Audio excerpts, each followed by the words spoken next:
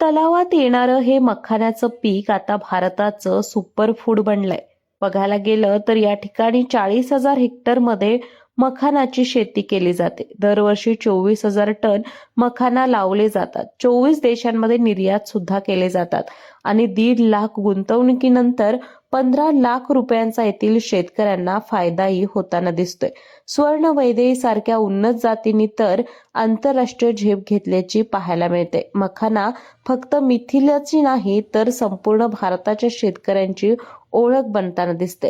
पण मिथिला येथील शेतकरी मात्र 2025 पर्यंत 1800 कोटींचा उद्योग करणार याचा उद्देश ठेवून आहेत आणि तसा त्यांनी पूर्णही करत आणला आहे.